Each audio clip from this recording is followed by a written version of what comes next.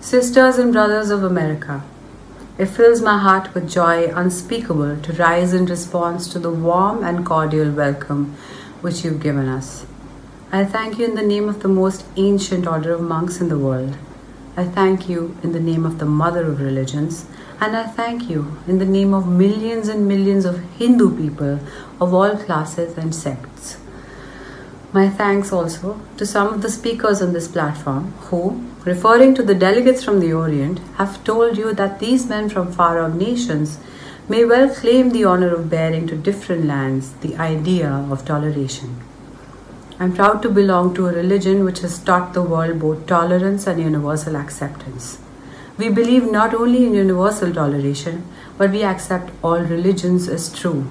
I am proud to belong to a nation which has sheltered the persecuted and the refugees of all religions and all nations of the earth. I am proud to tell you that we have gathered in our bosom the purest remnant of the Israelites who came to southern India and took refuge with us in the very year in which their holy temple was shattered to pieces by Roman tyranny.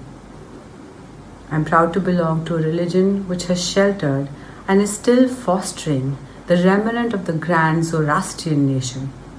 I will quote to you, brethren, a few lines from a hymn which I remember to have repeated from my earliest boyhood, which is every day repeated by millions of human beings.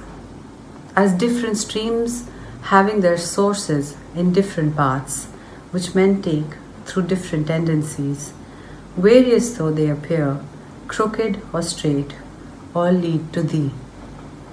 The present convention, which is one of the most august assemblies ever held, is in itself a vindication, a declaration to the world of the wonderful doctrine preached in the Gita.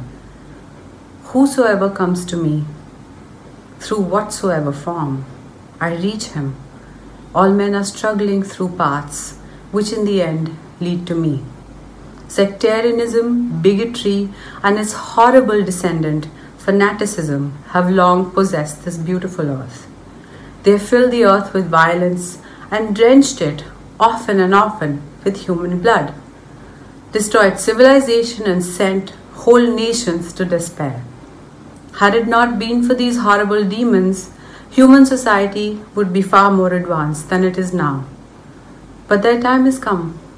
And I fervently hope that the bell that tolled this morning in honor of the convention may be the death knell of all fanaticism, of all persecutions with the sword, with the pen, and of all uncharitable feelings between persons wending their way to the same goal.